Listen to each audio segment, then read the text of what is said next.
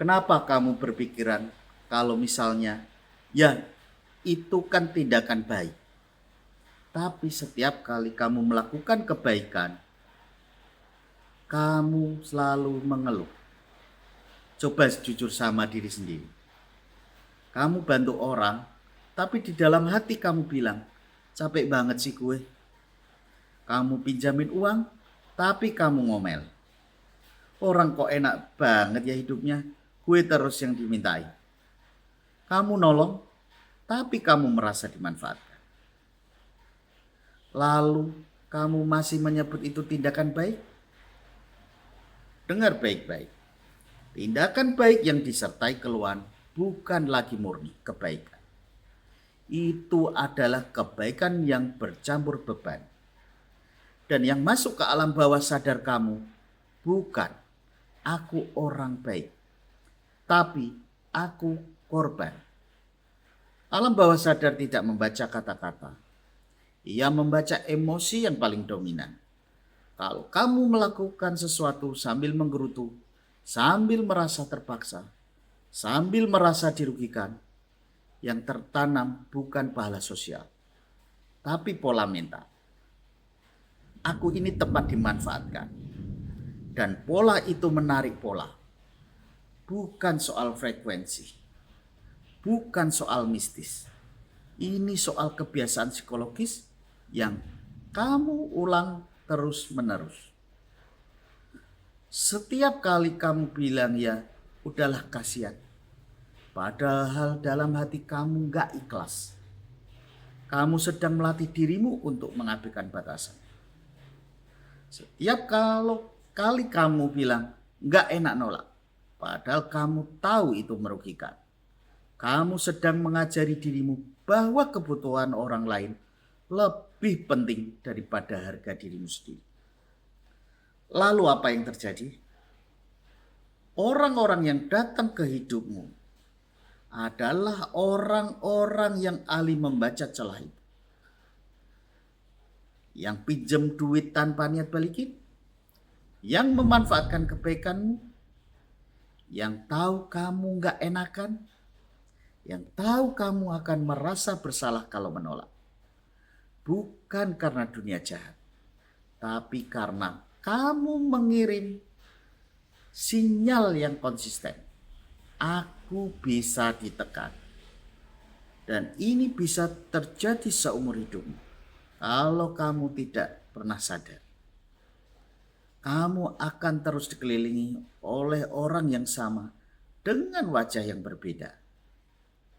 Teman yang meminjam, saudara yang manipulatif, rekan kerja yang lempar tanggung jawab, pasangan yang memanfaatkan empati. Why? Kenapa? Karena kamu belum belajar satu hal. Kebaikan tanpa batas bukan kebaikan. Itu kelemahan yang dibungkus dengan moralitas. Sebelum kamu menolak, kamu sudah kalah di dalam pikiranmu sendiri. Kamu sudah takut dianggap jahat. Kamu sudah takut dicap pelit. Kamu sudah takut tidak disukai. Padahal orang yang sehat secara mental tahu kapan memberi dan kapan berhenti. Kalau kamu benar-benar baik, kamu tidak perlu mengeluh. Kalau kamu masih mengeluh, itu tanda kamu melampaui batas dirimu sendiri. Dan yang paling berbahaya bukan uang yang hilang, bukan tenaga yang terkuras, tapi identitas kamu bentuk di dalam diri. Identitas sebagai orang yang selalu dimanfaatkan. Alam bawah sadar bekerja seperti autopilot. Apa yang sering kamu rasakan, itu yang akan kamu ulang. Apa yang sering kamu toleransi, itu yang akan kamu terima sebagai standar.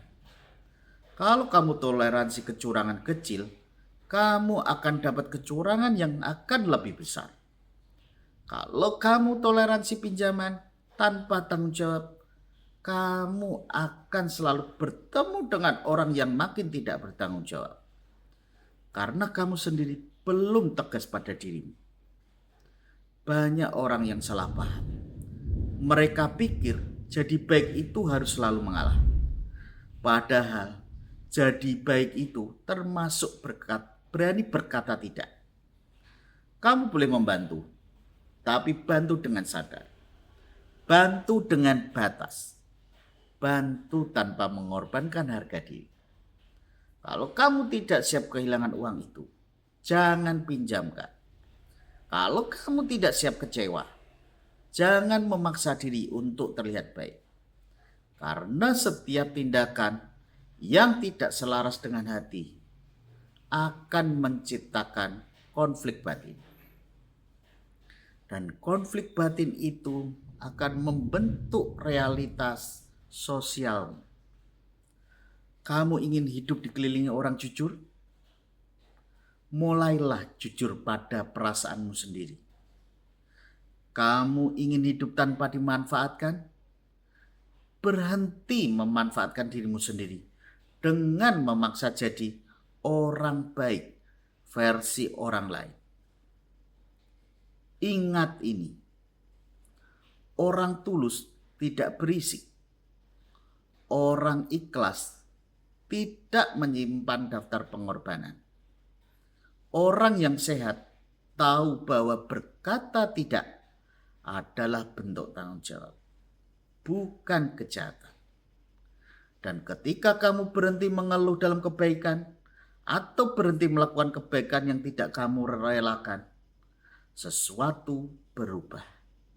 Bukan karena frekuensi, bukan karena energi magis, tapi karena kamu mengubah standar. Standar siapa yang boleh masuk ke hidupmu? Standar siapa yang boleh masuk ke kehidupanmu? Standar bagaimana orang memperlakukanmu? Standar bagaimana kamu memperlakukan dirimu sendiri?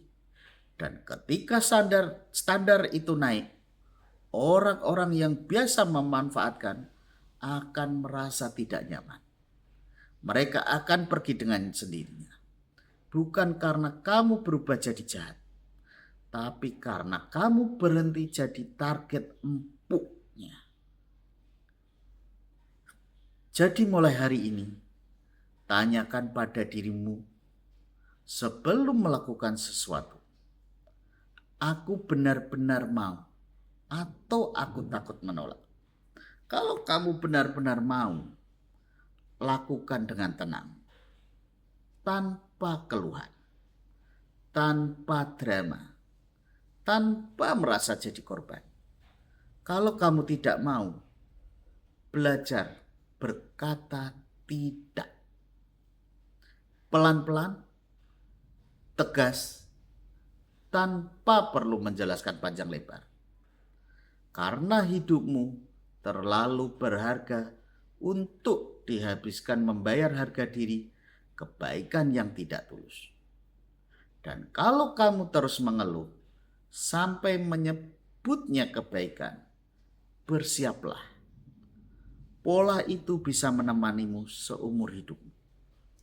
Sampai kamu sadar bahwa menjadi baik bukan berarti menjadi tempat orang lain bersandar tanpa batas.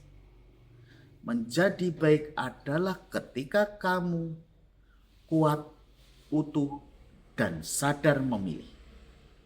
Dan pilihan itu dimulai dari berani berhenti mengeluh atas kebaikan yang kamu sendiri tidak pernah relakan. Terima kasih. Salam. Erikda berbagi.